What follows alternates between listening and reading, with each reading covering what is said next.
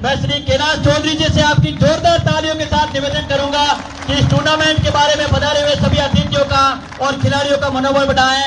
भारत माता की,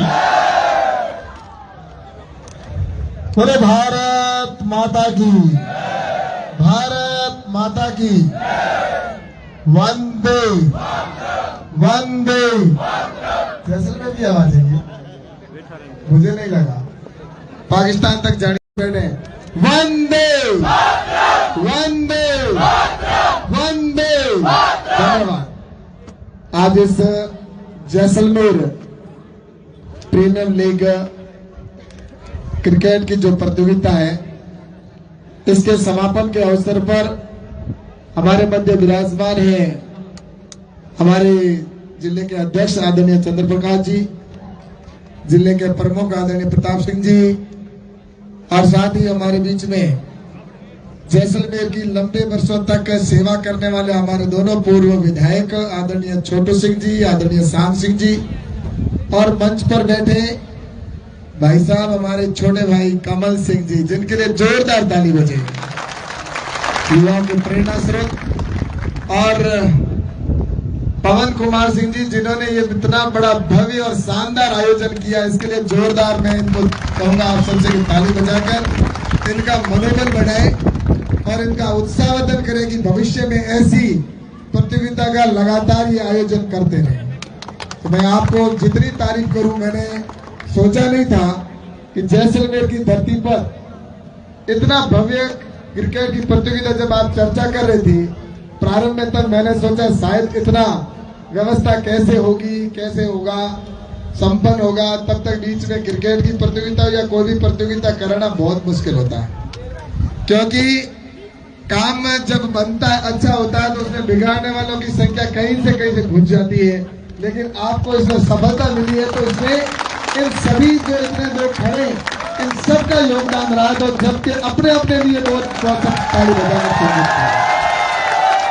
मैं आप जितने दर्शक है, मैं उनको धन्यवाद देता हूँ। धन्यवाद इसलिए देता हूँ कि खिलाड़ियों को तो मैं सबको शुभकामना देता हूँ, बहुत अच्छा प्रदर्शन किया, अनुशासन में खेले, और निर्णायकों ने भी बहुत अच्छा साथ, जो पीटीए यहाँ पर जो रेफरी है उन्होंने निर्णय दिए, उनको भी मैं धन्यवाद देता हूँ।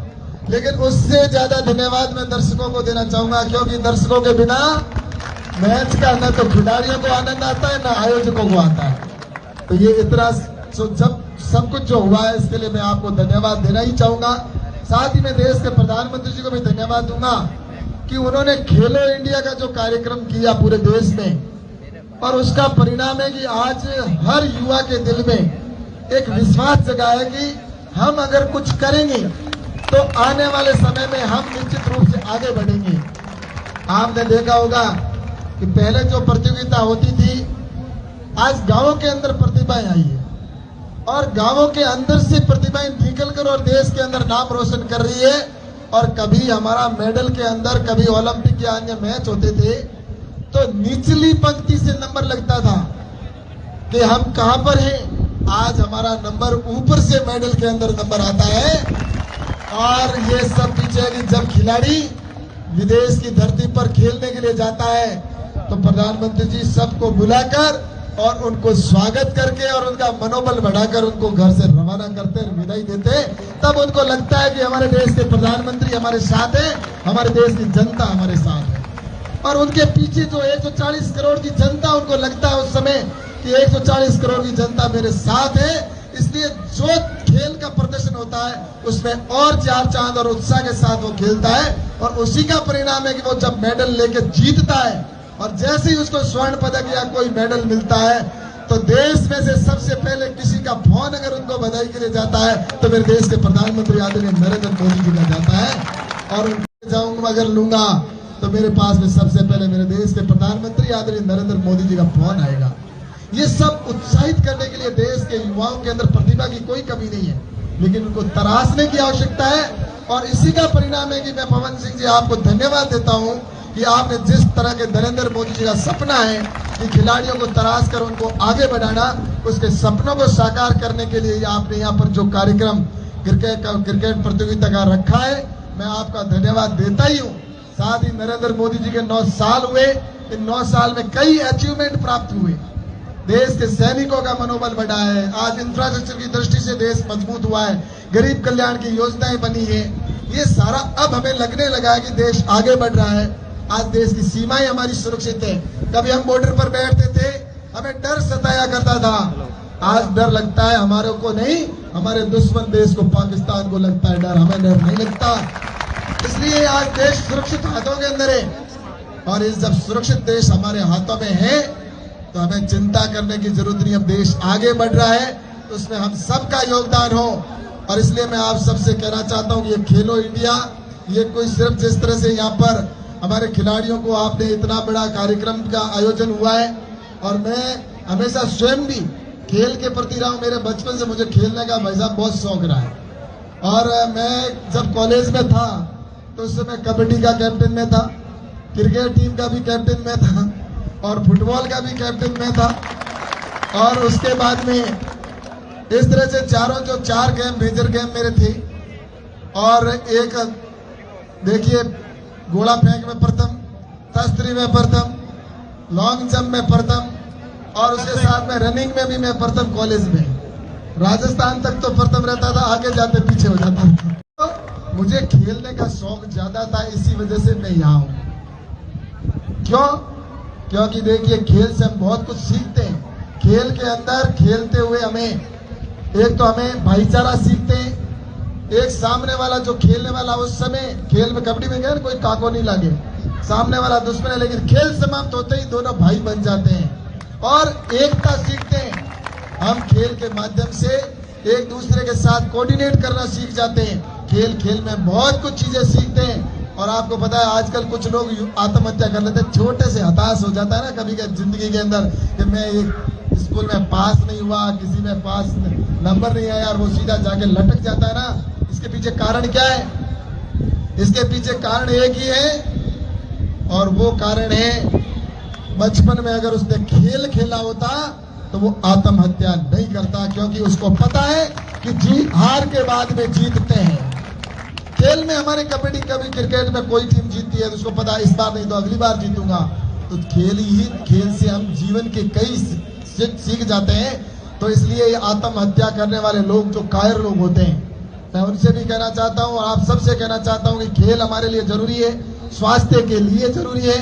सुबह जल्दी 4 बजे 5 बजे उठकर हमें व्यायाम करना चाहिए। अभी कई हमारे युवा साथी है जो सूर्यवंशी है, सूर्य उदय होने के बाद में 8 बजे 10 बजे 12 बजे उठेंगे, रात को 3 बजे जुगनू की तरह सोएंगे और घूमते रहेंगे और मोबाइल और व्हाट्सएप पर टिके रहेंगे। उनको रात भर फेसबुक, व्हाट्सएप, ट्विटर, फिल्में, ये करके रात निकाल देते हैं और दिन में सोए रहते हैं। स्वास्थ्य हमारे लिए बहुत जरूरी है। और ये बात जब मैं कहता हूं ना तो मेरे ऊपर पहले लागू होनी चाहिए। और मैं जब यहाँ पर मंच से बोल रहा हूं तो मैं आपको कह देता हूं, मैं सुबह 5 बजे से पहले काम करने के बाद और कुछ वॉकिंग जो भी जिम करना होता है उसके बाद में निकलता हूं। तो पहले घर से शुरुआत करें। जब किसी को कहें तो पहले अपने आप में कुछ सुधार करें। तो आपसे भी कहना चाहता हूं कि ये जो खिलाड़ी हैं ये सभी स्वस्थ रहे, आगे भी अच्छा खेले। और मैं आज यहाँ पर कुछ 2-3 चीजें कहना चाहता हूँ। ये जो आपने क्रिकेट प्रतियोगिता का आयोजन किया है, मुझे अब थोड़ा आपसे ईर्ष्या होने लगी है क्योंकि मैं चाह रहा था कि मैं भी ये प्रतियोगिता चाह रहा था कि मैं लोकसभा स्तर पे करूं, लेकिन इतना जरूर है कि अब आपने विधानसभा का आपको अनुभव हो गया है, तो अब लोकसभा की कमान आपको संभालनी है। और वो पूरे लोकसभा की एक प्रतियोगिता करवाएंगे अगले अगस्त या जुलाई के अंदर, जिसमें पूरे लोकसभा की टीमें आएगी। आपके यहाँ पर तो 221 थी, अपन चाह रहे कि सब विधानसभा में आएगी, 1000 के आसपास तो हो ही जाएगी, 1500 हो जाएगी तो और अच्छी बात है। तो ऐसा एक भव्य कार्यक्रम रखेंगे। और एक जो हमारे शहीद प्रेम सिंह की मैं प्रतियोगिता करवाते हूँ, सभी मिलकर हम करते हैं। प्रेम सिंह की जो शहीद हुए थे देश के लिए, जो शहीद हो जाते हैं ना, वो हमारे लिए प्रेरणा होते हैं। और मैं तो कहना चाहता हूँ हर व्यक्ति की एक कल्पना होती है कि तिरंगा हर किसी के भाग्य में नहीं होता, शहीद वो जो होता है वो तिरंगे के साथ जाता है।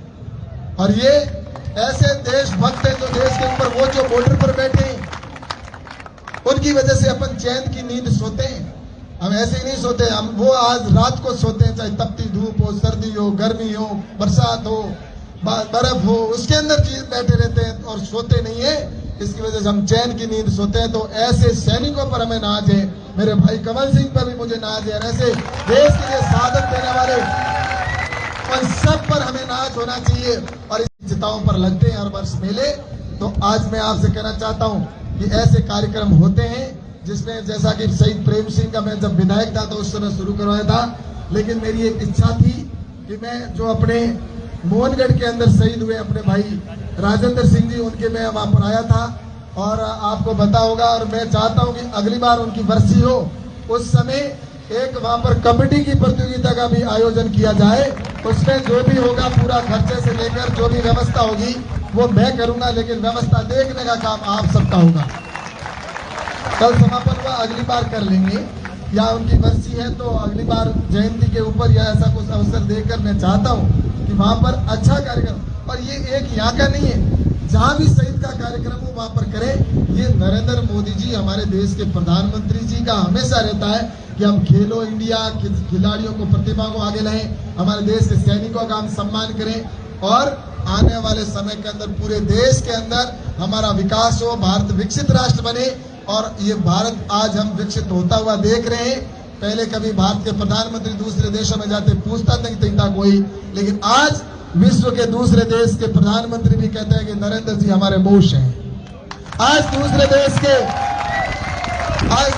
के प्रधानमंत्री नरेंद्र मोदी जी को चरण स्पर्श करने लग गए हैं। ये क्या है बदलता हुआ भारत। इसलिए मेरे भाइयों, हमें गर्व है कि ऐसा नेतृत्व हमें मिला है और ऐसे प्रधानमंत्री जी की योजनाओं के ऊपर आपने, जिस तरह से पवन कुमार जी आपने कार्यक्रम करके और इन 9 साल बेमिसाल के ऊपर सेवा और सुशासन और गरीब कल्याण की योजनाओं के थीम को ध्यान में रखकर और नरेंद्र मोदी जी के 9 साल के ऊपर यह कार्यक्रम आयोजित किया, इसके लिए मैं आपको पुनः सभी जो मंच पर बैठे इन सब की ओर से आपको धन्यवाद देता हूं। सभी दर्शकों को बहुत बहुत धन्यवाद देता हूं कि आप मनोबल बढ़ाया, इसके लिए आपका बहुत बहुत आभार, बहुत बहुत धन्यवाद। और क्रिकेट खेलने वाले सभी खिलाड़ियों को भी धन्यवाद और सबका आभार प्रकट करते हुए मैं अपनी बात को समाप्त करता हूं। बोले भारत माता की।